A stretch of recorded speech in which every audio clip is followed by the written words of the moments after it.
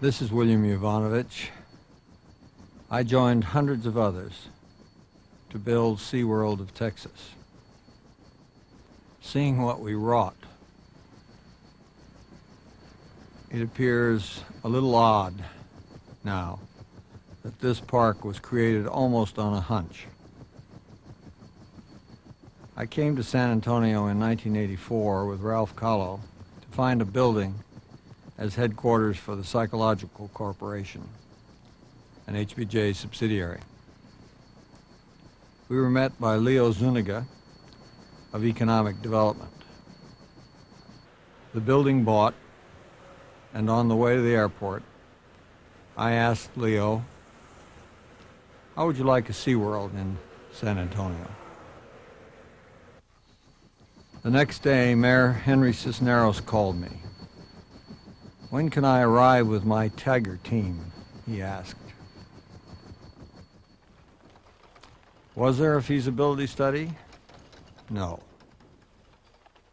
What there was were great resources of SeaWorld in California, Ohio, and Florida.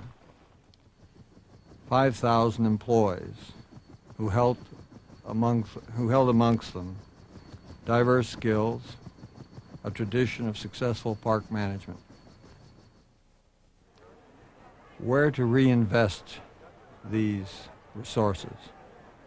Where to go?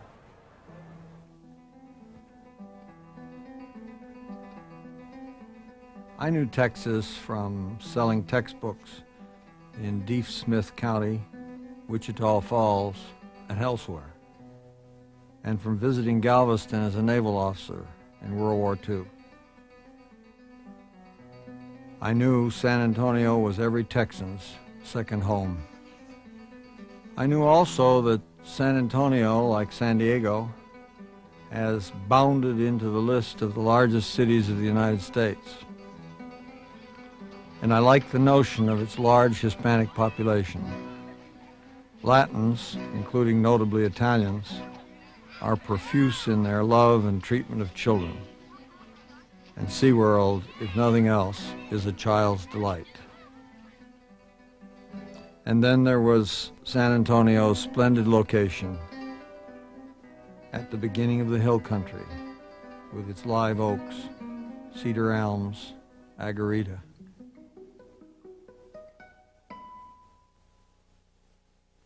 Well, the rest followed. Edward Gibbon, on completing the 1,000,000 words in The Decline and Fall of the Roman Empire, was asked, "How did you manage?" After I got the first sentence right, he replied, the rest followed. And so it did in Texas. We had a lot of help. We had help from the state, from the city, from the county, from the school district, from the people. We found the right site finally, steered by Ken Gindy and lured by the visionary Marty Wender.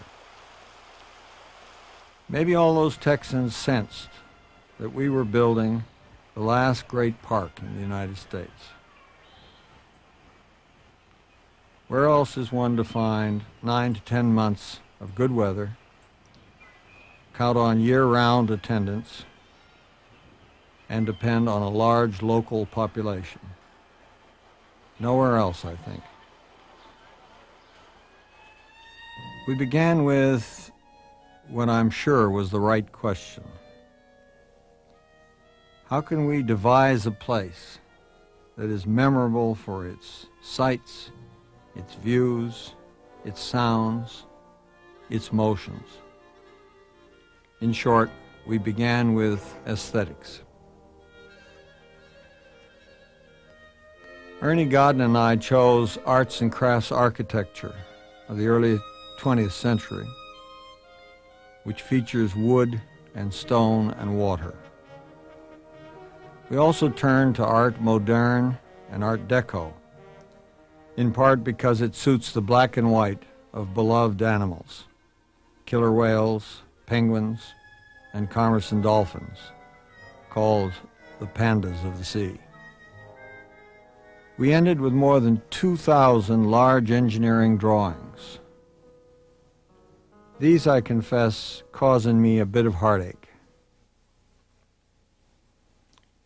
If you would only change yards to meters and gallons to liters, you could, I think, in 2 or 3 years, recreate this magnificent park abroad.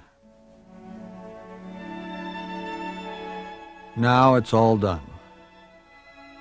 As you passed through the huge glass arches, you saw the first of many statues, part of the largest one-time commission of art within a single state, and a rose compass fountain, the first of many waters, more fountains, waterfalls, spills, lagoons, a 12-acre man-made lake, and the largest pool in the world at Shamu Stadium.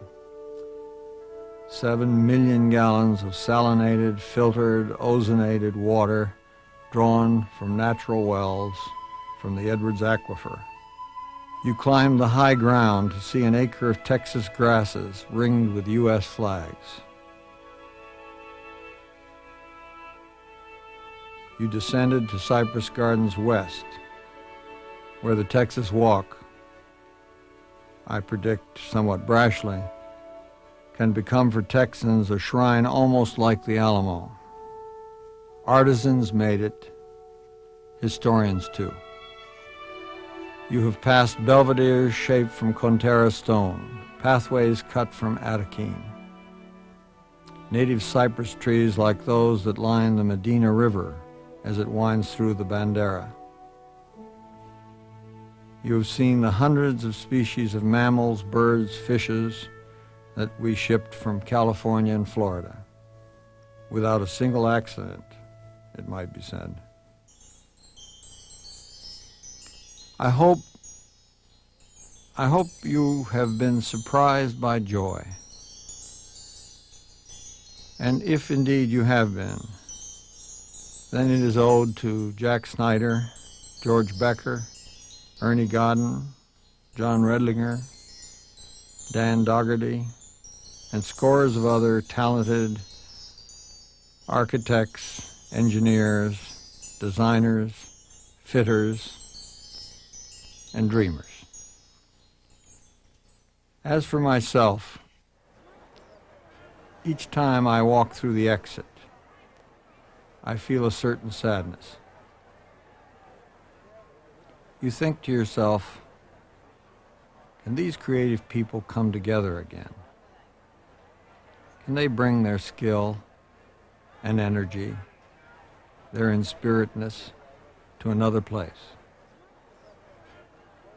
Maybe we can all assemble and build once more a great park in Tokyo, or better, Rome. Is that asking too much? Surely we can be satisfied with what was accomplished here in Texas, in San Antonio. But somehow I cannot feel at ease. No, nostalgia will not be enough. I'd like to do it again. San Antone, it's really good to see you. It's been a while, but you've been on my mind. I've seen your rolling hills and winding rivers, so clear that I could almost make them mine. I can almost see the old Bandera highway stretching out toward old Mexico, and the times we used to walk down by the river. Now it seems like such a long, long